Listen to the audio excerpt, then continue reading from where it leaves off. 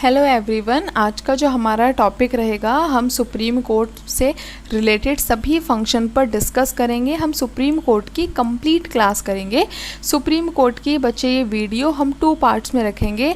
आज की जो आपकी वीडियो है ये सुप्रीम कोर्ट का पार्ट फर्स्ट होगा। जब हम पार्ट फर्स्ट में पढ़ेंगे तो हम इसमें सुप्रीम कोर्ट का जितना बेसिक स्ट्रक्चर है, लाइक उसका कंपोजिशन, संगठन हो गया, ऑर्गेनाइजेशन हो गया, रिमूवल, ठीक है, जितना भी सुप्रीम कोर्ट का एक मूल प्रावधान है, बेसिक है, हम उन सबको डिस्कस करेंगे।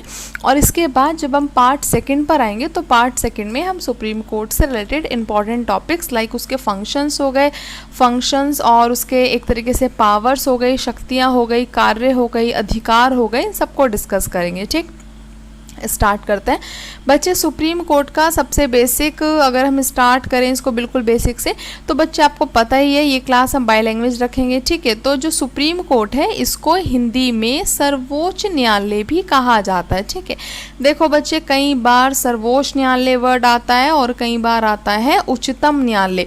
लाइक सुप्रीम कोर्ट को ही हिंदी में सर्वोच्च न्यायालय और उच्चतम न्यायालय कहा जाता है। केवल अगर हम उच्च न्यायालय की बात करें तो वो हम किसको बोलते हैं? हाई कोर्ट को बोलते हैं। ठीक है, जैसा कि आपको बताया बच्चे, इंडियन कॉन्स्टिट्यूशन में हमारे पास जो हमारा पूरा पार्लियामेंट्री सिस्टम है, जिस देश पर जिस संविधान के अकॉर्डिंग हमारा रूल रेगुलेशन चलता है, तो इस पार्लियामेंट्री सिस्टम में हमारे पास मेनली एग्जीक्यूटिव आता है, ठीक है, लेजिस्लेटिव हो गया, और इसी में 3 पिलर ऑफ, या फिर हम एग्जैक्ट कहें तो जो हमारा 3rd पिलर ऑफ कॉन्स्टिट्यूशन है, जो हमारा जुडिशरी है, हम इसको आज डिस्कस करेंगे। तो हमारे देश में जो पार्लियामेंट्री सिस्टम है, यानी कि हमारे देश की जो संसदीय प्रणाली है, इसके मुख्यतः ये 3 अंग होते हैं। एग्जीक्यूटिव यानी कि कार्यपालिका, फिर लेजिस्लेटिव विधायिका, एग्जीक्यूटिव आपको पता ही है मिनिस्टर, और मिनिस्टर की जो पूरी काउंसिल हो गई लाइक पीएम की जो पूरी मंत्री परिषद है, मिनिस्टर ऑफ काउंसिल है, ये भारत में हमारे देश में कार्यपालिका एग्जीक्यूटिव का काम करता है। अगर हम लेजिस्लेटिव की बात करें, विधायी, तो ये भारत में पार्लियामेंट यानी कि खुद संसद इस चीज़ को परफॉर्म करती है। और जुडिशरी, सुप्रीम कोर्ट यानी कि जो हमारी न्यायपालिका है, ये भी भारत में कई तरीके से है। देखो बच्चे, भारत में हमारी जो जुडिशरी है, जो हमारी न्यायपालिका है, ये न्यायपालिका हमारे देश में एग्जैक्ट अगर आप देखोगे तो ये एक तरीके से जो हमारा अनडिवाइडेड इंडिया है उससे पहले से भी वर्क कर रहा है। ठीक है, लाइक भारत में आपको पता है हमारा जो 1935 का गवर्नमेंट इंडिया एक्ट था, 1935 का भारत सरकार अधिनियम, तो इसी अधिनियम से, इसी एक्ट से इंडियन कॉन्स्टिट्यूशन में हमने जुडिशरी यानी कि न्यायपालिका को लिया है। ठीक है, इसके अलावा अगर हम इसका जो एक तरीके से टायर सिस्टम हो गया, इसके जो फंक्शंस हो गए, लाइक देखो बहुत बेसिक है, आपने सुना होगा इंडिपेंडेंस ऑफ जुडिशरी है, यानी कि जो न्यायपालिका है उसकी जो स्वतंत्रता है, ये हमने यूएसए से लिया। लेकिन अगर हम सिंपल न्यायपालिका की बात करें, एक बेसिक ढांचे की बात करें, तो वो हमारा 1935 के अधिनियम से। ठीक है, हम सभी चीज़ों को बिल्कुल आराम से डिस्कस करेंगे, समझने की कोशिश करेंगे। ठीक है, कई बार बस आपकी जो पूरा टॉपिक रहेगा, कई बार ऐसा हो सकता है कि कुछ इंग्लिश के ऐसे वर्ड हो जाएं जिसको हमने एग्जैक्ट हिंदी में ना रिपीट किया हो, वैसे मैं पूरी कोशिश करूँगी। लेकिन फिर भी अगर कहीं पर कुछ हो तो आप उसको अलग से मेरे को बोल सकते हो, कमेंट कर सकते हो, मैं उसको क्लियर करूँगी। ठीक, देखो बच्चे, अब यहाँ पर जो हमारा सुप्रीम कोर्ट है, तो सुप्रीम कोर्ट का जुडिशरी का जो हमारा फंक्शन है, ये भारत में एक टायर सिस्टम है। लाइक हमारे पास सुप्रीम कोर्ट है, सुप्रीम कोर्ट के बाद हमारे पास हाई कोर्ट आता है, हाई कोर्ट के बाद हमारे पास एक डिस्ट्रिक्ट लेवल पर सबऑर्डिनेट कोर्ट है। इन सबऑर्डिनेट कोर्ट को ही कई जगह कहा जाता है। भारत में जो न्यायपालिका का एक ढांचा है, एक स्ट्रक्चर है, उसमें सबसे पहले आता है सुप्रीम कोर्ट, यानी कि आपको दोनों नाम बता दिए हैं, सर्वोच्च न्यायालय। ये जो सर्वोच्च न्यायालय है, सुप्रीम कोर्ट है, ये पूरी जुडिशरी का एक सबसे हाईएस्ट, एक सबसे सुप्रीम है। इसके बाद कहीं पर कोर्ट सिस्टम नहीं है, या फिर हम डायरेक्ट कहें तो इसका जो डिसीजन है वो लास्ट एंड फाइनल डिसीजन होता है। इसके बाद कहीं पर भी आपकी नहीं होती। अगर आपके दिमाग में आ रहा हो कि फिर प्रेसिडेंट का पार्डन पावर एक होता है, तो वो बच्चे अलग फंक्शन है, वो एक अलग चीज़ है। हम यहाँ पर एक जुडिशरी की बात कर रहे हैं। ठीक है, इसके बाद स्टेट लेवल पर हमारे पास क्या आता है, हाई कोर्ट आता है, हाई कोर्ट यानी कि उच्च न्यायालय आता है, ठीक है, ये स्टेट लेवल पर हो गया। फिर डिस्ट्रिक्ट लेवल पर हमारे पास क्या है, सबऑर्डिनेट कोर्ट है, यानी कि अधीनस्थ न्यायालय हमारे पास, ठीक। अब यहाँ से जो भी हमने सारा डिस्कस किया, हमारे दो कॉन्सेप्ट क्लियर हुए कि भाई भारत में जो सर्वोच्च न्यायालय है, सुप्रीम कोर्ट है, इसकी अवधारणा काल बहुत पहले से ही है। आगे आप जैसे जैसे नोट्स डिस्कस करोगे, हम टॉपिक में आएंगे, आपको पता भी चलेगा। इसके अलावा जो हमारा एग्जैक्ट जुडिशरी का जो कॉन्सेप्ट है वो हमने 1935 के एक्ट से बोरो किया, यानी कि विशेषता को लिया, ठीक है। इसको ब्रीफली डिस्कस करें तो सबसे पहले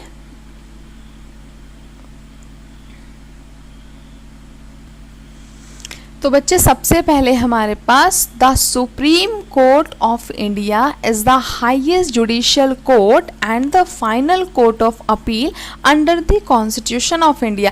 लाइक जो अभी हमने पहले अभी डिस्कस किया, मैं हिंदी में भी इसको रिपीट करूंगी, थोड़ा सा आपको पेशेंस रखना होगा, हम सभी चीज़ों को बिल्कुल ईजिली और आराम से इसको डिस्कस करेंगे, ठीक। देखो बच्चे यहाँ पर क्या कह रहा है नोट्स में आपके, पूरा जो संविधान है यहाँ पर क्या कहा गया कि भारत में जो हमारा सर्वोच्च न्यायालय है, सुप्रीम कोर्ट है, ये हाईएस्ट जुडिशियल कोर्ट है, यानी कि ये भारत में सबसे उच्च स्तर पर एक न्यायिक सेवा की अवधारणा रखता है। इसके बाद भारत में कहीं पर भी अपील का प्रावधान नहीं है संविधान के अंदर, ठीक है। तो हमने यहाँ पर पढ़ा the supreme court of India is the highest judicial, same वही जो भी हमने रैंक सिस्टम पढ़ा, लाइक सबसे ऊपर सुप्रीम कोर्ट, फिर हाई कोर्ट, फिर आपका district court and the final court of appeal, ठीक है। ये आपका अपील, हिंदी में भी अपील ही कहा जाता है इसको, थोड़ा इंग्लिश में प्रोनाउंसिएशन का फर्क हो जाता है, ठीक है, लेकिन इसको एग्जैक्ट हिंदी में भी अपील ही बोलेंगे। Appeal under the constitution of India, ठीक है, तो यहीं पर आपकी अंतिम अपील की जाती है, जिसको एपीलेट भी बोल देते हैं। द हाईएस्ट कॉन्स्टिट्यूशनल कोर्ट, संवैधानिक न्यायालय प्रक्रिया में जो हमारा एक संवैधानिक ढांचा है उसमें ये सबसे उच्च स्तर पर आता है। सेम वही है with the power of judicial review, बहुत इंपॉर्टेंट है कि ये हमारी न्यायिक सेवा में सबसे ऊपरी स्तर पर आता है, एक न्यायिक पुनरावलोकन की अवधारणा के अधिकार के साथ। With the power of judicial review, judicial review एक टर्म है, एक पूरा टॉपिक है, मैं इसको अलग से भी एक क्लास लेके भी डिस्कस कर सकती हूँ। मेनली ये इतना ब्रीफली है, आप इस पर इतना ज़्यादा डिस्कस कर सकते हो। अगर हम यहाँ पर थोड़ा सा समझें तो बच्चे, एक तो जुडिशियल रिव्यू हिंदी में आता है न्यायिक पुनरावलोकन की अवधारणा, जो आपको फंडामेंटल राइट पार्ट 3 आर्टिकल 13 में देखने को मिलेगा, ठीक है। ये मैंने लिखा है आर्टिकल 13 13 पार्ट 3 फंडामेंटल राइट। देखो, जुडिशियल रिव्यू न्यायिक पुनरावलोकन का जो आधार है वो हमारे सर्वोच्च न्यायालय सुप्रीम कोर्ट के पास मिलेगा, ठीक है, इसको संविधान ने दिया है। इसके बाद India is a federal state and has a single and unified judicial system with 3 tyre structure. अब यहाँ पर इस स्टेटमेंट में क्या कहा गया कि भारत कंप्लीटली, आपको पता है फेडरल स्टेट है बट एक यूनिटरी गवर्नमेंट के साथ है। तो अब फेडरल जो आपका वर्ड है बच्चे, ये एग्जैक्ट यूएसए से जनरेट होता है। फेडरल वर्ड आपका फ्रीडम से बना है, जिसको सबसे पहले एक इंटरनेशनल लेवल पर कहो या आप कहो कि जो संविधान में इस अवधारणा को रखा है, तो इस अवधारणा को सबसे पहले एक बिल्कुल एग्जैक्ट जो इसको पूरे वर्ल्ड लेवल में जो जाना गया इस फेडरल टर्म को, तो यूएस कॉन्स्टिट्यूशन में देखने को मिलता है। और यूएसए फेडरलिज्म का, फेडरल गवर्नमेंट का बहुत अच्छा एक एग्जाम्पल भी है। अब यहाँ पर India is a federal state, ठीक है, has a single and unified judicial system with 3 tyre structure. यहाँ पर इसने बोला, पूरा इसको अभी हम समझेंगे कि हमारा 3 टायर सिस्टम है। यहाँ पर 3 टायर सिस्टम कहने का मतलब बच्चे, सबसे ऊपर आपका सुप्रीम कोर्ट, फिर हाई कोर्ट आ जाएगा, ठीक है, इसके बाद हमारे पास क्या आ जाएगा, आपका जो डिस्ट्रिक्ट कोर्ट है वो आ जाएगा, ठीक है।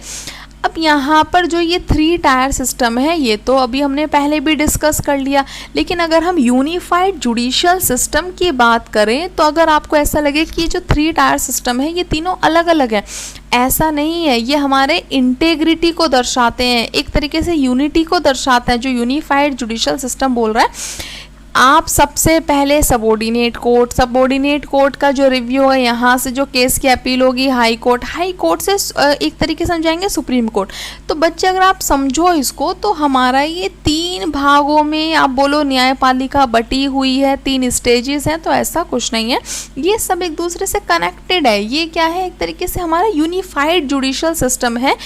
एकल इसको आप बोल सकते हैं कि भाई ये जो यूनिफाइड यानी कि एग्जैक्ट जो हमारी यहाँ पर अखंडता को दर्शाता है, तो ये सिंगल मतलब एक ही जुडिशरी हमारे, जिसको हमने यहाँ पर 3 पार्ट्स में रखा है, ठीक है।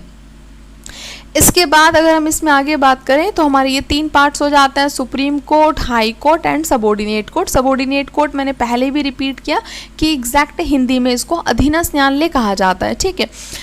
अब यहाँ पर थोड़ा सा इसका जो बेसिक एक ऐतिहासिक फ्रेमवर्क है, ढांचा है, उसको भी आप देख लो। History of the supreme court of India. तो ऐसा नहीं है कि जो हमारा न्यायपालिका की अवधारणा है, ठीक है, 1935 के अधिनियम से, या उससे पहले भारत में जुडिशरी नहीं थी। तो आपको पता होगा कि भारत काफ़ी लंबे समय ब्रिटिशर्स का गुलाम रहा। तो अगर आपको थोड़ा सा बच्चे ध्यान हो तो आपने पढ़ा होगा, हमारे पास 1773 का एक रेगुलेटिंग एक्ट आता है, ठीक है, मॉडर्न हिस्ट्री में काफ़ी पहले। जैसे आपका चार्टर एक्ट वाला टॉपिक आपने पढ़ा हो, या फिर अगर आपको 1757 की जो बैटल ऑफ प्लासी है, प्लासी की घटना है, वो आपको याद हो, जहाँ से बंगाल का जो गवर्नर का टॉपिक है या गवर्नर का जो कॉन्सेप्ट है सबसे पहले जनरेट होता है। उसी के कुछ समय बाद भारत में 1773 में एक रेगुलेटिंग एक्ट आता है, रेगुलेटिंग अधिनियम आता है, ठीक है। रेगुलेट कैसे करना है पूरा प्रशासन, ये ब्रिटिश सरकार द्वारा जो ताजपोशी है उसके द्वारा भारत में EIC यानी कि ईस्ट इंडिया कंपनी को कहा गया था कि आपको कैसे रेगुलेट करना है। क्योंकि ये ब्रिटिशर्स द्वारा अधिनियम भेजा था, तो हिंदी और इंग्लिश में ऐसा कुछ नहीं है, इसका नाम रेगुलेटिंग एक्ट ही है। उसको आप ट्रांसलेट कर लो कि नियंत्रण अधिनियम इस तरीके से, अदरवाइज उसका जो एग्जैक्ट नाम है वो रेगुलेटिंग एक्ट है। तो यहाँ पर 1773 का मॉडर्न हिस्ट्री में एक रेगुलेटिंग एक्ट आता है, और इस एक्ट के अकॉर्डिंग, इस अधिनियम के अकॉर्डिंग भारत में सबसे पहले सुप्रीम कोर्ट सर्वोच्च न्यायालय की अवधारणा आती है, जो कहाँ पर बना था, आपका वेस्ट बंगाल कैलकाटा में बना था। एग्जैक्ट अगर हम बोलें कि भारत में सबसे पहला सर्वोच्च न्यायालय, तो सबसे पहला सर्वोच्च न्यायालय कैलकाटा में बना था, जो रेगुलेटिंग एक्ट के अकॉर्डिंग आया। लेकिन ये बना कब है, एस्टैब्लिशमेंट ईयर, स्थापना वर्ष अगर पूछा जाए तो वो हमारा 1774 होगा, 1774 होगा, ठीक है। ये जो हमारा जो ये सुप्रीम कोर्ट, हम रेगुलेटिंग वाले की बात कर रहे हैं, ये जो सुप्रीम कोर्ट हमारा कैलकाटा में बना था, तो यानी कि ये हमारा भारत का सबसे पहला सर्वोच्च न्यायालय हो गया। और इस समय जो हमारे फर्स्ट CJI थे भारत के, जो सबसे पहले सुप्रीम कोर्ट के, जो कैलकाटा है, जो पहले इसके चीफ जस्टिस थे, वो सर एलिजा इम्फे बने थे। और उनकी सहायता के लिए उस समय 3 जज और बने थे, चैम्बर, लेमिस्टर और हाइट, ठीक है। ये आपको जब आप मॉडर्न हिस्ट्री पढ़ोगे तो और ब्रीफली पढ़ने के लिए मिलेगा। इस स्टेटमेंट को या फिर इस फैक्ट को यहाँ पर हमने क्यों रखा, ताकि आपको थोड़ा सा जो भारतीय सर्वोच्च न्यायालय का जो एक इतिहास है, जो उसका एक बेस है, वो आपको पता चल जाए। क्योंकि अगर आप बच्चे वनडे एग्जाम्स भी दोगे तो वनडे एग्जाम में भी कभी कभार ये पूछ लिया जाता है कि सबसे पहले सर्वोच्च न्यायालय की अवधारणा कहाँ से आई, तब वहाँ पर 1935 का एक्ट नहीं होगा आंसर, वहाँ पर आएगा आपका regulating act with full powers and authority. काफ़ी सारी कंडीशंस है, इसको आप मॉडर्न हिस्ट्री में और ब्रीफली डिस्कस कर सकते हो। अब अगर हम मेन जो हमारा आज का ये टॉपिक है, सुप्रीम कोर्ट कॉन्स्टिट्यूशन के अकॉर्डिंग जो हमें इसे रीड करना है, तो इसमें अगर हम आए तो आप देखो कि भाई जो हमारे संवैधानिक प्रावधान है वो क्या क्या है।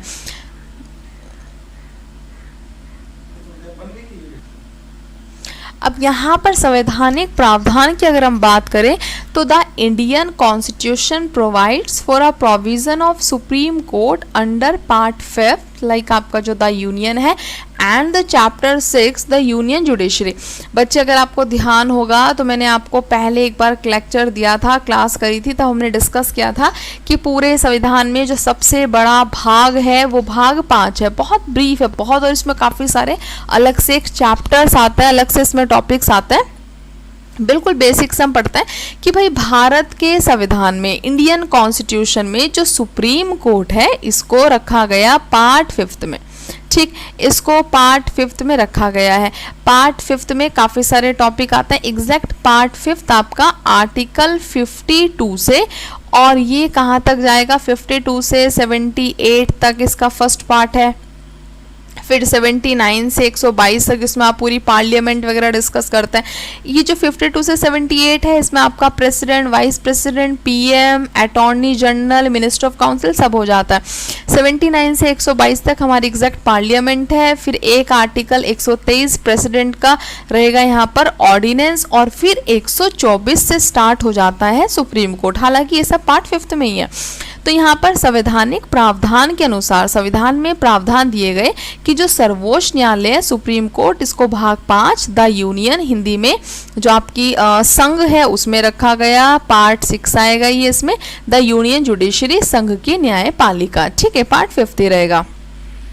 आर्टिकल इसमें आएंगे आपके कंप्लीट 124 से 147 तक। Part 5 of the constitution deal with the organisation, यानी कि इसका जो पूरा संगठन है, इंडिपेंडेंस, इसकी जो स्वतंत्रता है, ज्यूरिडिक्शन, न्यायिक क्षेत्राधिकार, पावर, शक्तियां, प्रोसीजर, आपकी प्रक्रिया ऑफ द सुप्रीम कोर्ट। यानी कि बच्चे भारत के संविधान में अनुच्छेद 124 से और 147 तक आप संवैधानिक तरीके से पूरे संविधान का संगठन, उसकी स्वतंत्रता, उसका क्षेत्राधिकार, उसकी शक्तियां, इन सबको पढ़ेंगे। इसके बारे में आप डिस्कस कर सकते हैं। ठीक है, थोड़ा सा और इसको बेसिक से देखते हैं क्या क्या फैक्ट रह जाते हैं। द इंडियन कॉन्स्टिट्यूशन, भारतीय संविधान, जो under article 124 first state that there shall be a supreme court of India. यानी कि बच्चे जो भारत के संविधान का जो जहाँ से सुप्रीम कोर्ट स्टार्ट हो जाता है, तो वहीं मैंने इसको बोल दिया जो फर्स्ट आर्टिकल है किसका, सुप्रीम कोर्ट का। जो फर्स्ट आर्टिकल है इसी में कहा गया कि भाई सभी स्टेट, सभी राज्यों पर जो सुप्रीम होकर काम करेगा, जो हमारा सुप्रीम कोर्ट ऑफ इंडिया है, भारत का जो सर्वोच्च न्यायालय है, उसकी स्थापना होगी, उसको रखा जाएगा सभी राज्यों के ऊपर एक विशेष न्यायपालिका के रूप में। तो ये इसी में कहा गया आपकी किस। अब जो आपका आर्टिकल 124 है, इसी में ही सर्वोच्च न्यायालय का जो एक बेसिक स्ट्रक्चर है, उसकी जो स्थापना है फर्स्ट आर्टिकल में ही रखा गया, जिसमें कहा गया भारत में एक सर्वोच्च न्यायालय होगा जिसमें of a chief justice of India, जिसको हम आम भाषा में CJI बोल देते हैं, and until parliament by law prescribe a larger number of not more than 7 other जज। यहाँ पर बच्चे क्या है कि जो इसका एक बेसिक फ्रेमवर्क है, यानी कि जब हमारा स्टार्टिंग में सुप्रीम कोर्ट था तभी यहाँ पर कहा गया कि भाई हमारे पास एक सर्वोच्च न्यायालय है जिसमें एक CJI है और इस समय इसमें 7 अदर जज हैं। ये यहाँ पर संविधान के प्रारंभ का था, लेकिन संसद आवश्यकता को देखते हुए समय समय पर न्यायाधीश की जो सदस्य संख्या उसको इंक्रीज कर सकती है। इसमें प्रेसिडेंट का भी काफ़ी रोल है, इसको हम आगे पढ़ेंगे। देखो, अब यहाँ पर अगर वर्तमान की बात करते हैं तो at present the supreme court consist of 31 जज। ठीक है, हालांकि ये भी अभी आपका इंक्रीज हो गया 31 टू, ये भी आपका करंट में 34 हो गया है ना। यहाँ पर 31 जज है, जिसमें पहले आपका 1 CJI था, चीफ जस्टिस था, मुख्य न्यायाधीश था और 30 अन्य न्यायाधीश हुआ करते थे। अब यहाँ पर आपका exact bill of 2019 has added 4 जज ऑफ द स्ट्रेंथ। जो इसकी एक तरीके से स्ट्रेंथ है, इसकी जो पावर है उसको बढ़ाने के लिए, इनकी सीमा बढ़ाने के लिए यहाँ पर अधिकार क्षेत्र, यहाँ पर 2019 में एक विधेयक पारित कर बिल के अकॉर्डिंग यहाँ पर सदस्य संख्या बढ़ा दी गई। इट इंक्रीज, बढ़ा दी गई द जुडिशियल स्ट्रेंथ, जो इनकी न्यायिक शक्ति है, from 31 to 34 including the CJI। तो यहाँ पर हम कह सकते हैं बच्चे कि एट प्रेजेंट हमारे पास सुप्रीम कोर्ट में कितने जज हैं, तो 34 है, 1 + 33। ठीक है, आई थिंक आपको क्लियर हो गया होगा यहाँ पर। अगर हम अभी CJI की बात करें कि भाई करंट CJI कौन है, ये भी पता होना चाहिए, बेसिक सा क्वेश्चन है। तो अभी हमारे जो करंट CJI है वो कौन है, शरद अरविंद बोबड़े। ठीक है, पता ही होगा, आपने नाम सुना होगा। तो यहाँ पर मैंने इनको पिक भी रखा है यहाँ पे, ताकि आप बिल्कुल मतलब स्लिप ना हो जाए, माइंड से देख लें एक बार कि जो अभी हमारे करंट CJI है अरविंद बोबड़े हैं। ठीक, इसके बाद originally the strength of this supreme court was fixed at 8। यहाँ पर स्टार्टिंग में इसको मतलब जैसे इंक्रीज किया गया, 8 थी, फिर ये समय समय पर इसको सदस्य संख्या को बढ़ा दिया गया। अब यहाँ पर आपके लिए जो स्टेटमेंट इंपॉर्टेंट है बच्चे वो है the parliament is authorise to regulate them. यानी कि जो सदस्य संख्या पहले 8 थी, फिर उसको 25 किया गया, फिर उसके बाद जैसे 31 है और अभी एट प्रेजेंट कितनी है, 34 है। तो इसको जो एक रेगुलेट करने का, नियंत्रण करने का जो ऑथराइज दिया गया, अधिकार क्षेत्र दिया गया, वो किसका है, भारतीय संसद का है, जो ज़रूरत को देखते हुए समय समय पर, पूरे इसका एक प्रोसीजर है, समय समय पर इनको क्या कर सकती है, मेंबर्स को जो एक नंबर ऑफ जजेस हैं उनको इंक्रीज कर सकती है। ठीक है, अब इसके बाद जो इसका एक बेसिक स्ट्रक्चर है उसको समझेंगे सुप्रीम कोर्ट में। अब आज हम बेसिक में क्या क्या समझेंगे, सबसे पहले तो बच्चे सीट ऑफ सुप्रीम कोर्ट एक टॉपिक आएगा, इसको समझेंगे। फिर अपॉइंटमेंट ऑफ जज आएगा हमारा, जो क्वालिफिकेशन ऑफ जज है उसको डिस्कस करेंगे। इसके बाद ओथ आएगा, टेन्योर ऑफ जज आएगा, रिमूवल आएगा, ठीक है, सैलरीज, एक्टिंग, मतलब जितना भी हमारा बेसिक फॉर्मेट है उन सबको हम यहाँ पर डिस्कस करेंगे। ठीक है, अब सीट ऑफ सुप्रीम कोर्ट क्या है, ये एक शब्दावली है, इसको समझते हैं। द कॉन्स्टिट्यूशन, अब ये जो सीट ऑफ सुप्रीम कोर्ट है इसको देखते हैं। The constitution declares Delhi as the seat of the supreme court. देखो बच्चे, अगर हम जो यहाँ पर जो हम सर्वोच्च न्यायालय पढ़ रहे हैं, सुप्रीम कोर्ट पढ़ रहे हैं, ये हमारा वर्तमान का सुप्रीम कोर्ट पढ़ रहे हैं। 26 जैन 1950, आपको ध्यान होगा 26 जनवरी 1950 में इंडियन कॉन्स्टिट्यूशन इम्प्लीमेंट हुआ। जो अभी हमारा सुप्रीम कोर्ट है ये कब बना है, ये आपका 28 जैन 1950 में बना है। 28 जनवरी 1950 में हमारा ये सुप्रीम कोर्ट बना है। ठीक है, और यहाँ पर सीट ऑफ सुप्रीम कोर्ट कहने से मतलब है जहाँ अभी आपकी वर्तमान सुप्रीम कोर्ट की सीट क्या है, दिल्ली है, यानी कि एग्जैक्ट जहाँ पर इसकी स्थापना है, जहाँ पर पूरा मेन जो वर्क परफॉर्म होता है वो कहाँ होता है, वहाँ उससे टर्म से रिलेटेड है ये सीट ऑफ सुप्रीम कोर्ट। तो यहाँ पर द कॉन्स्टिट्यूशन, संविधान में जो आपके सुप्रीम कोर्ट की सीट है एट प्रेजेंट किसको रखा गया, दिल्ली को रखा गया। It also authorise the CJI to appoint any other place और places as seat of the supreme court. हालांकि यह आधिकारिक क्षेत्र भारत में CJI का भी रहता है कि वह इसकी सीट को क्या कर सकता है, एक स्थान से दूसरे स्थान पे इसको अलग से शिफ्ट भी किया जा सकता है। He can take decision in this regard, इस संबंध में वह कोई भी निर्णय लेता है तो only वर्ड बहुत इंपॉर्टेंट है, only with the approval of the president। तो यहाँ पर प्रेसिडेंट कंपल्शन हो गया कहीं ना कहीं, क्योंकि इन्होंने यहाँ पर क्या टर्म लिखी, he can take decision in this regard only with the approval of the president। CJI इस प्रकार का कोई भी निर्णय लेगा तो वह राष्ट्रपति की सहमति के बिना नहीं ले सकता, या केवल उसी की सहमति से ले सकता है। आप इस तरीके से भी समझ सकते हैं। दिस प्रोविजन, ऐसा प्रावधान, is only optional and not compulsory. ये एक तरीके से एक प्रक्रिया है, आपको एक नया अवधारणा अधिकार दिया गया, जरूरी नहीं है।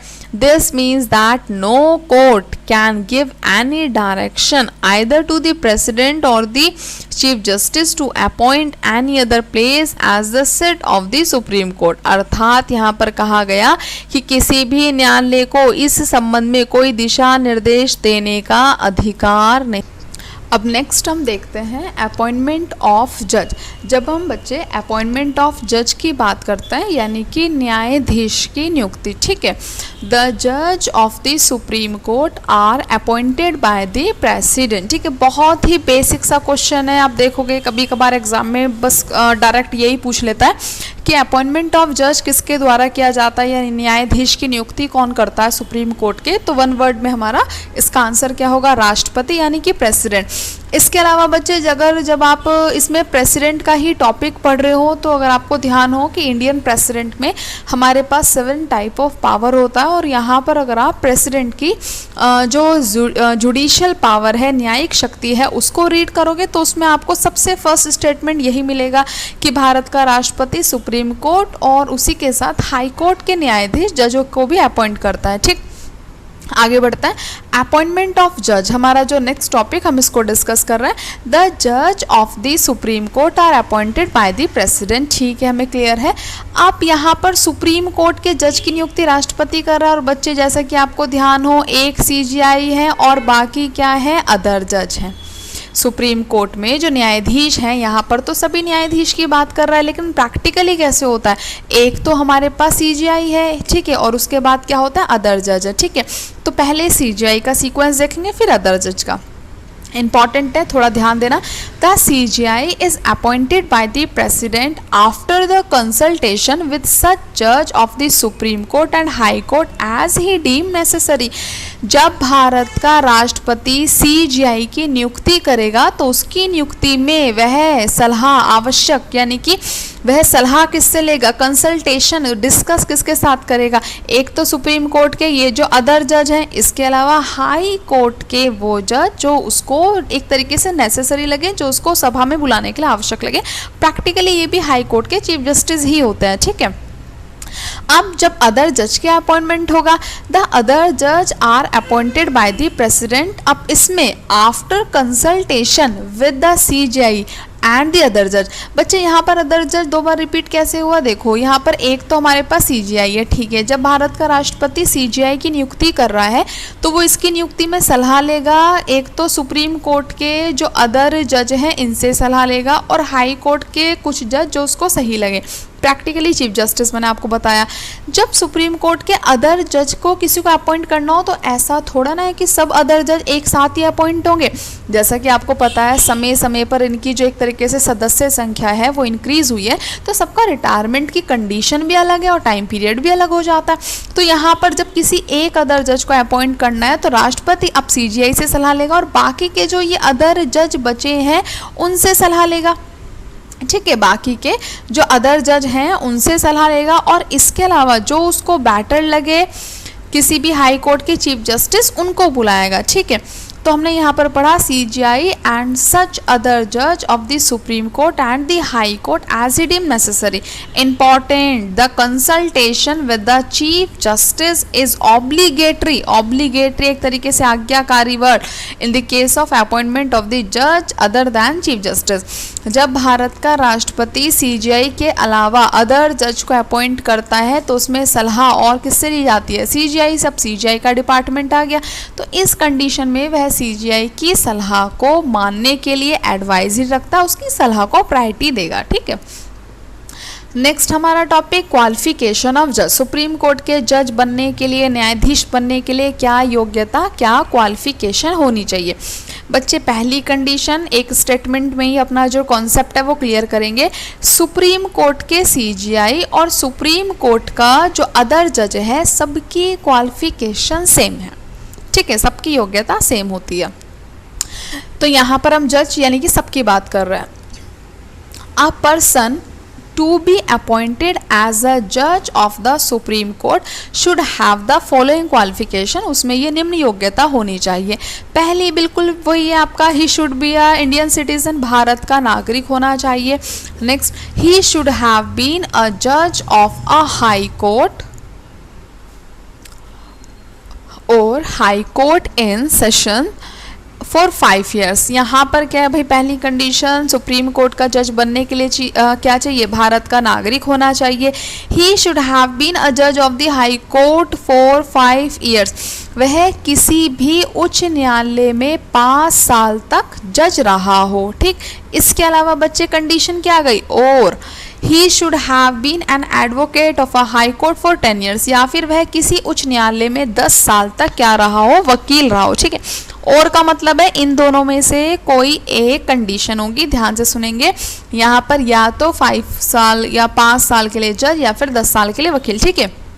इम्पॉर्टेंट, आपको पता है कि भारत में हमारे पास थोड़ा अगर आपको ध्यान हो 7वां संविधान संशोधन 1956, ठीक है, यानी कि 7th constitution amendment, 7th constitution amendment बच्चे 1956, 7वां संविधान संशोधन 1956 कहता है कि भारत में एक ही उच्च न्यायालय 2 या 2 से अधिक पर काम कर सकता है, ठीक है।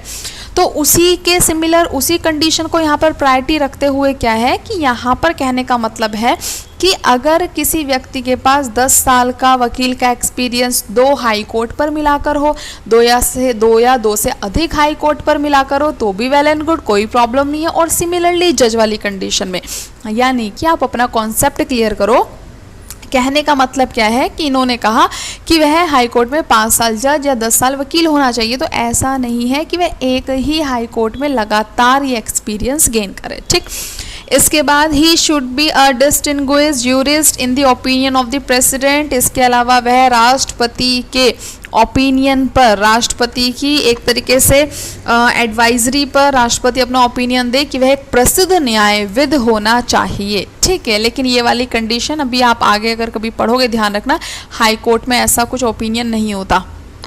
इसके बाद the constitution has not prescribed a minimum age for appointment as a जज ऑफ द सुप्रीम कोर्ट। ठीक है, इंपॉर्टेंट है, ध्यान रखेंगे, भारत के संविधान में कहीं पर भी सुप्रीम कोर्ट का जज बनने के लिए कोई न्यूनतम आयु सीमा, मिनिमम एज कोई यहाँ पर भी डिस्क्राइब नहीं की गई है, कहीं पर भी ऐसा कुछ नहीं लिखा। ठीक है, यहाँ पर क्या बच्चे, ये एक्सपीरियंस होना चाहिए, जिसके पास ये सब एक्सपीरियंस होगा तो वो आपको पता ही है एक मेच्योर व्यक्ति होगा, ऐसा कुछ नहीं होगा कि वो 19-20 साल का हो। ठीक है, अब यहाँ पर इसके बाद क्या है, बेसिक कंडीशन नेक्स्ट, ओथ और अफर्मेशन, कि भाई जो हमारा सीजीआई है या सुप्रीम कोर्ट के जो जज हैं इनको शपथ कौन दिलाता है। तो बिफोर द प्रेसिडेंट, मैंने पहले भी कई बार रिपीट कर दिया, यहाँ पर हम सारा सुप्रीम कोर्ट के जज के रिगार्डिंग पढ़ रहे हैं, तो आप दिमाग में बार बार कन्फ्यूजन मत क्रिएट किया करो कि सीजीआई को कौन, अदर जज को कौन, सबके लिए एक ही कंडीशन है, केवल इनकी जो एक तरीके से जो सीजीआई है उसका थोड़ा अधिकार, एक सम्मान ज़्यादा है, उसका कहीं एक तरीके से कई स्तर पर उसका कुछ जो डिसीजन मेकिंग पावर है वो थोड़ा सा अलग हो जाती है, अदरवाइज सबकी क्वालिफिकेशन, अपॉइंटमेंट और रिमूवल सब चीज़ बिल्कुल सेम आएगी, तो सम्मान उसका थोड़ा सा ज़्यादा, उसकी सैलरी भी अलग है। ठीक है, अब यहाँ पर ओथ यानी कि शपथ, तो भारत में सुप्रीम कोर्ट के जज को शपथ कौन दिलाता है, राष्ट्रपति या फिर इस कार्य के लिए राष्ट्रपति द्वारा नियुक्त कोई व्यक्ति। ठीक बच्चे, इसके बाद आ जाएगा आपका टेन्योर ऑफ जज, कि सुप्रीम कोर्ट के न्यायाधीशों का कार्यकाल कितना होता है। पहली कंडीशन, ज़्यादातर बुकों में आपने यही पढ़ा होगा जो एग्जैक्ट कॉन्स्टिट्यूशन या यूपीएससी लेवल की होंगी। The constitution has not fix the tenure of a जज ऑफ द सुप्रीम कोर्ट। भारत के संविधान में कहीं पर भी सुप्रीम कोर्ट के जज से रिलेटेड आयु सीमा कहीं पर भी निर्धारित नहीं की गई, ना ही इस बारे में कोई लिखा है, केवल उसके टेन्योर ऑफ जज यानी कि उसके रिटायरमेंट से रिलेटेड ये कुछ प्रावधान है। पहली कंडीशन ध्यान देंगे, he holds office until he attain the age of 65 years, वह 65 वर्ष की आयु तक अपना कार्यालय संभाल सकता है। Any question regarding his age to be determined by such authority provided by parliament. ठीक है, ध्यान देंगे बच्चे, यहाँ पर इन्होंने क्या कहा कि भाई सुप्रीम कोर्ट के जज का जो रिटायरमेंट है इससे रिलेटेड कुछ यहाँ पर प्रावधान बताइए। तो पहली कंडीशन हमने पढ़ा कि भाई भारत के संविधान में ये जो आयु सीमा वाली बात है ऐसा कुछ निर्धारित नहीं किया गया। ठीक है, फिर यहाँ पर इसके बाद केवल संविधान में इतना कहा गया है कि वह व्यक्ति जो सुप्रीम कोर्ट का जज होगा 65 वर्ष की आयु तक अपना कार्यालय संभालेगा। अब आयु से संबंधित कोई भी क्वेश्चन हो, कोई भी प्रश्न हो, कोई भी डिस्प्यूट हो, वाद विवाद हो, तो इस पर प्रावधान या फिर इस पर डिसीजन, निर्णय देने का अधिकार, मैटर को सोल्व करने का किसका है, पार्लियामेंट का। किस तरह का क्वेश्चन या किस तरह का प्रश्न उठे, यहाँ पर व्यक्ति आप समझो इसकी। देखो बच्चे, टेन्योर ऑफ जज में हमने एग्जैक्ट ये बताना है कि सुप्रीम कोर्ट के जज का कार्यकाल कैसे कैसे किस कंडीशन पर पूरा हो सकता है। तो या तो उसकी 65 वर्ष की आयु पूरी हो जाए, आपने पढ़ा। इसके अलावा एक कंडीशन क्या है, उसका 6 वर्ष का कार्यकाल पूरा हो जाए। या तो 65 वर्ष की आयु पूरी हो जाए या फिर 6 वर्ष का कार्यकाल। ध्यान रखेंगे दोनों में से जो पहले पूरा हो जाएगा व्यक्ति रिटायर। ठीक है, अब इसके अलावा जो पार्लियामेंट इस तरह के क्वेश्चंस पर अपना डिसीजन देगी, उसको इस तरह के क्वेश्चंस को सुनने का या डिटरमाइंड सच अथॉरिटी ऐसा अधिकार है।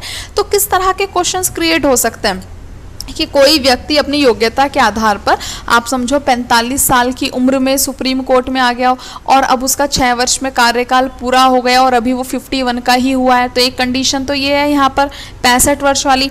तो यहाँ पर भाई उसको आगे उसका कार्यकाल बढ़ाने की बात हो रही हो कि अभी इसकी एज जो है वो काफ़ी बची हुई है, इस तरह का कोई भी प्रश्न हो, तो यहाँ पर पार्लियामेंट क्वेश्चन, जो पार्लियामेंट है वो यहाँ पर इसको सोल्व करेगी या उसको एक तरीके से यहाँ पर अपना डिसीजन देने का अधिकार है।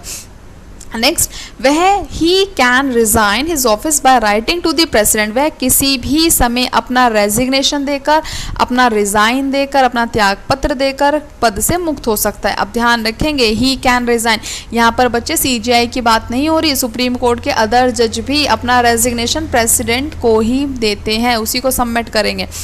इसके अलावा ही कैन बी रिमूव्ड, या फिर उसका क्या हो जाए, पद से रिमूवल प्रोसेस हो जाए, उसको पद से हटा दिया जाए, जिसको पद से हटाने की पूरा एक मेथड है, प्रक्रिया है। स्टेटमेंट रीड करता है, he can be removed from his office bye the president, या फिर उसको उसके कार्यालय से राष्ट्रपति द्वारा हटा दिया जाए on the recommendation of parliament, संसद की सिफारिश पर। ठीक है, लेकिन अगर सेम वही है बच्चे, अगर आप नॉर्मल वनडे एग्जाम के हिसाब से प्रिपरेशन कर रहे हो और वन वर्ड में हमें बताना हो कि सीजीआई को कौन हटा सकता है पद से, तो आंसर राष्ट्रपति ही आएगा, ध्यान रखेंगे। ठीक है, अब अगर पूरी प्रक्रिया की बात करें तो फिर वो पूरा एक क्या है, रिमूवल प्रोसेस है।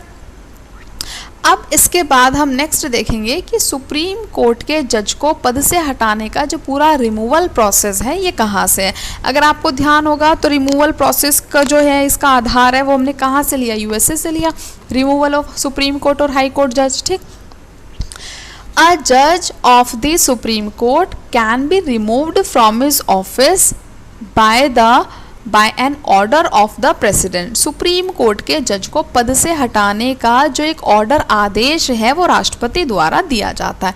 ठीक, the President can issue the removal order only after the address by parliament, राष्ट्रपति इस तरह का कोई भी आदेश तभी जारी करता है जब उसे संसद से क्या सहमति या संसद से जो पारित एक पत्र है वो प्राप्त हुआ हो, वो उसको मिला हो, संसद द्वारा पूरी प्रक्रिया परफॉर्म करके कहा हो। यानी कि आप बच्चे थोड़ा सा इस पे लॉजिक पे डिस्कस करो, पूरा प्रोसेस है, पूरी प्रक्रिया है, लेकिन अनाउंसमेंट कौन करेगा, तो वो प्रेसिडेंट करेगा।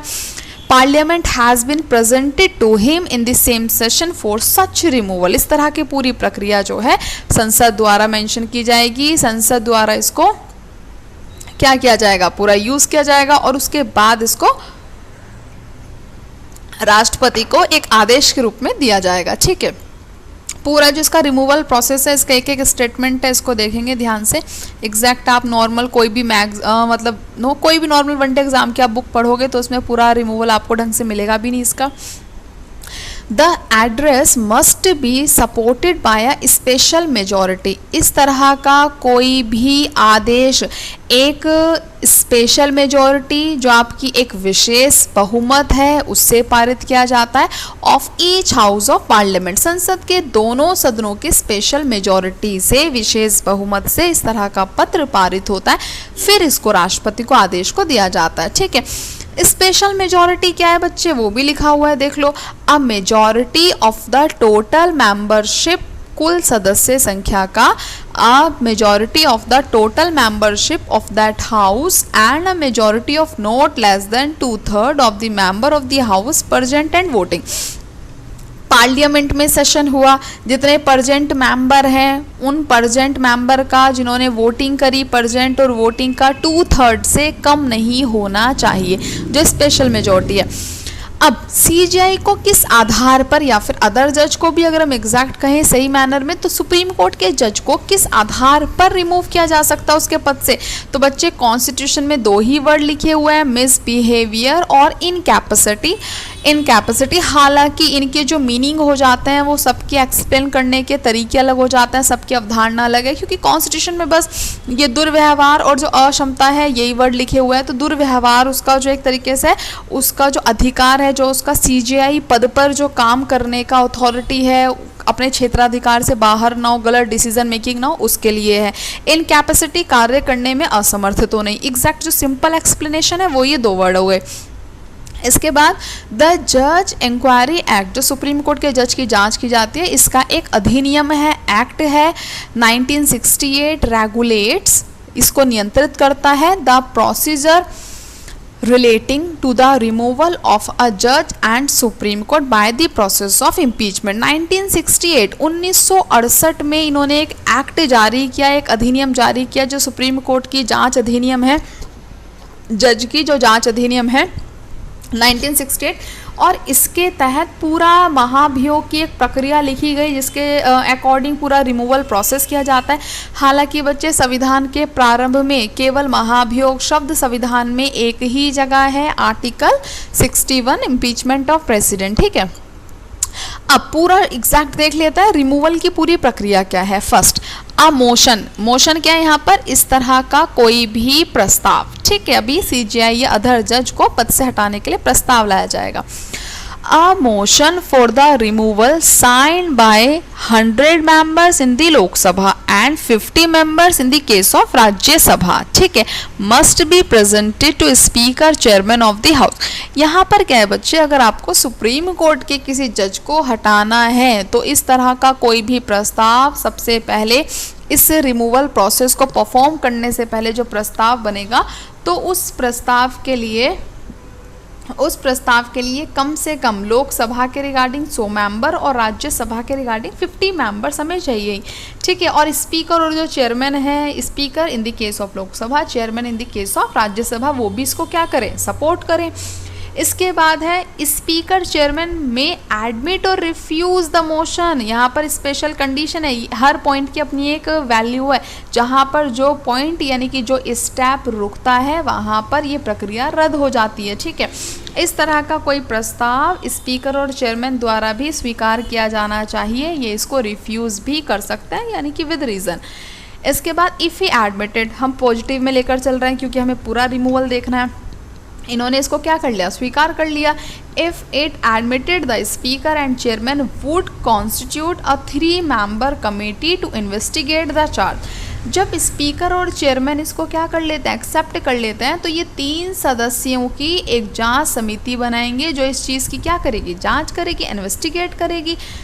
अब इस कमेटी में the committee should consist chief justice, अब भाई सीजीआई होगा, अगर सीजीआई का ही रिमूवल चल रहा है तो सुप्रीम कोर्ट का कोई अदर जज हो सकता है, या फिर chief justice of a high court and the distinguished jurist. ठीक है, 3 सदस्यों की बच्चे एक कमेटी बनेगी, सिंपल सी बात। इस कमेटी में कौन कौन होगा, इस कमेटी में सीजीआई भी हो सकता है, लेकिन सीजीआई इस कमेटी में तब नहीं होगा अगर यहाँ पर सीजीआई का ही रिमूवल चल रहा हो। ठीक है, तो या तो सीजीआई हो सकता है या फिर अदर जज, हाई कोर्ट का चीफ जस्टिस किसी से भी, और एक डिस्टिंग्विश्ड, एक प्रसिद्ध न्यायविद ले सकता है। If the committee finds the जज गिल्टी, अगर ये इसको दोषी पाते हैं, कौन, कमेटी जो जांच समिति है, then the house would take up the motion for consideration. अब जो सदन है वो इस प्रस्ताव को विचाराधीन लाएगा और अब सदन में इस पर क्या चलेगा, डिस्कस चलेगा। The motion must be passed by the special majority, discuss करने के बाद इसको वोटिंग के लिए रखा जाएगा। दोनों हाउस में अलग अलग वोटिंग होगी, और कैसी वोटिंग होगी, स्पेशल मेजोरिटी से इसको पास किया जाएगा। Then the motion would be place before the president, दोनों हाउस से अगर यहाँ पर पास हो गया मोशन, फिर इसको किसके पास भेजा जाएगा, एक आदेश के रूप में, रिकमेंडेशन के रूप में राष्ट्रपति को, राष्ट्रपति इसको अनाउंस करेगा। Who would pass order for removal, finally the president passes an order removing the जज, और उसी तिथि से, उसी समय से राष्ट्रपति द्वारा जज को पद से हटाने का आदेश दे दिया जाएगा। इसके अलावा नॉलेज के लिए आपको पता होना चाहिए, नो जज of the supreme Court has been impeached so far. ठीक है, आज तक किसी भी न्यायाधीश को पद से नहीं हटाया गया। ठीक है, 1-2 यहाँ पर मैंने आपको एग्जाम्पल के रूप में रखे हैं, ये जो एग्जाम्पल के रूप में रखे हैं बच्चे, ये केवल। अब नेक्स्ट हम देखते हैं बच्चे सैलरीज एंड अलाउंसेस ऑफ जज ऑफ सुप्रीम कोर्ट। ठीक है, यानी कि सुप्रीम कोर्ट के जो न्यायाधीश हैं इनके वेतन भत्ते। ठीक है, द सैलरीज अलाउंसेस, सैलरीज आपका वेतन हो गया, अलाउंसेस भत्ते हो गए, प्रिविलेजेस हो गए, यहाँ पर विशेषाधिकार, लीव, अवकाश और पेंशन। ठीक है, ऑफ द जज of supreme court are determined by the time to time by the parliament. Supreme court के जो जज हैं इनके जो बच्चे वेतन भत्ते हो गए, जो सैलरी अलाउंसेस हो गया, इसको समय समय पर डिटरमाइंड मीन्स निर्धारित कौन करता है, तो कौन करता है, संसद इसको निर्धारित करती है। ठीक है, इसके बाद they can not be varied to their disadvantage after the appointment except during the financial emergency. थोड़ा सा आपको यहाँ पर समझना होगा, जो वित्तीय आपातकाल है आपका, ये एक अलग टॉपिक है, आप पढ़ोगे इसको आर्टिकल 360 में। और सुप्रीम कोर्ट के जज को यहाँ पर ये बोल रहा है, सुप्रीम कोर्ट के जो जज हैं जब इनकी नियुक्ति हो जाती है तो उसके बाद इनकी सैलरीज में, वेतन भत्ते में किसी प्रकार का इनके विशेषाधिकार में डिसएडवांटेज नहीं आता या कटौती नहीं होती। लेकिन accept during the financial emergency, एकमात्र कंडीशन है कि अगर वित्तीय आपातकाल लगा हो, फाइनेंशियल इमरजेंसी लगी हो, तो इनके वेतन में कटौती की जा सकती है।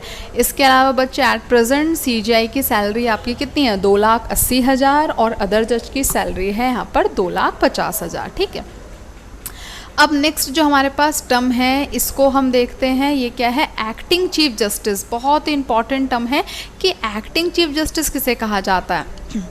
जब बच्चे आपने कॉन्स्टिट्यूशन पढ़ा होगा तो कॉन्स्टिट्यूशन में ये टर्म कई बार आ जाती है। एक्टिंग प्रेसिडेंट भी एक टर्म होती है।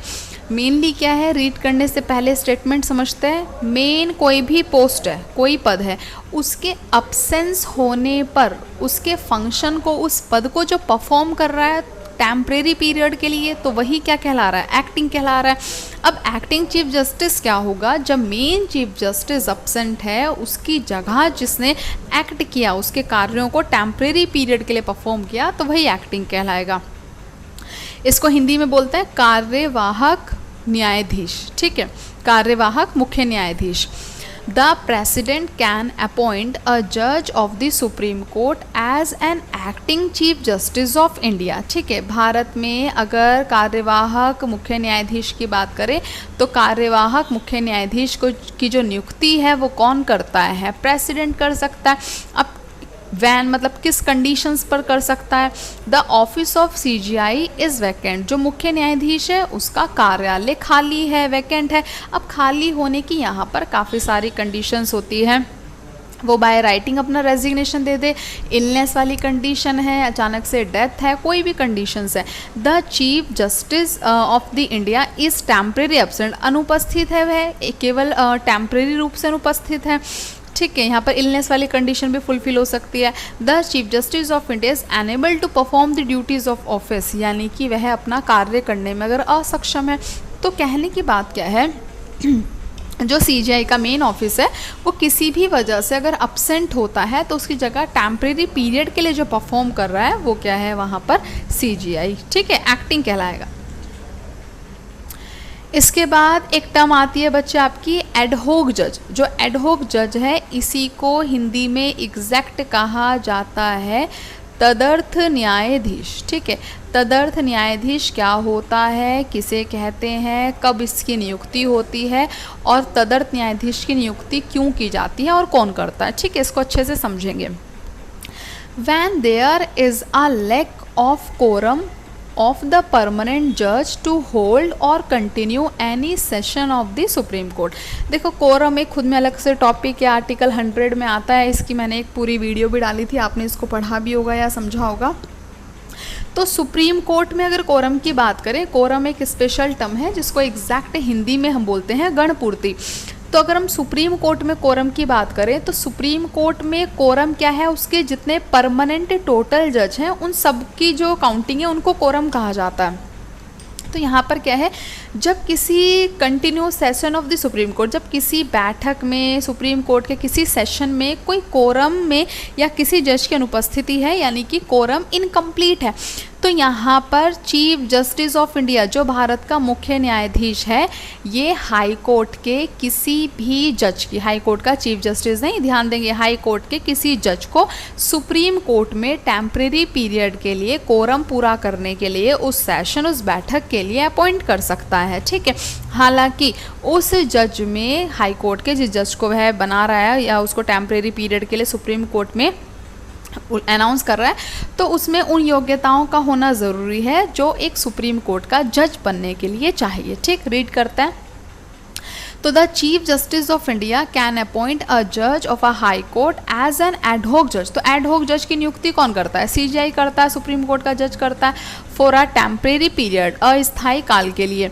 He can do so only after consultation with the chief justice of high court high court concert and with the previous consent of the president. यहाँ पर कहने का मतलब क्या है बच्चे, जो CGI इस तरह की जो नियुक्ति करता है तो वो इस तरह का अनाउंसमेंट करने से पहले उस हाई कोर्ट का जो प्रीवियस जज होगा, या सॉरी उस हाई कोर्ट का जो एक यहाँ पर जज है, न्यायाधीश है, चीफ जस्टिस है, उससे क्या लेगा, अनुमति लेगा। इसके अलावा वह ऐसा अनाउंसमेंट करने से पहले पूरा एडहॉक का जो एक तरीके से हाई कोर्ट का चीफ जस्टिस है उससे भी परमिशन लेने से पहले प्रीवियस कंसेंट किससे करेगा, प्रेसिडेंट से करेगा। ठीक है, ये क्या हो गया, एक पूरी प्रक्रिया हो गया, प्रोसीजर हो गया। अगर आपको सिंपल आंसर लगाना है कि भाई तदर्थ न्यायाधीश की नियुक्ति कौन करता है, तो इसकी जो नियुक्ति है वो कौन करेगा, CGI करेगा। ठीक है, ये आपको पता होना चाहिए। अब इसके बाद द जज सो अपॉइंटेड शुड भी क्वालिफाइड, जैसे मैंने बताया, फॉर अपॉइंटमेंट एज अ जज ऑफ द सुप्रीम कोर्ट। जिस न्यायाधीश को सुप्रीम कोर्ट में यहाँ पर टेम्परेरी पीरियड के लिए कोरम पूरा करने के लिए बुलाया जाएगा, उसमें उन योग्यताओं का होना ज़रूरी है जो सुप्रीम कोर्ट का जज बनने के लिए चाहिए।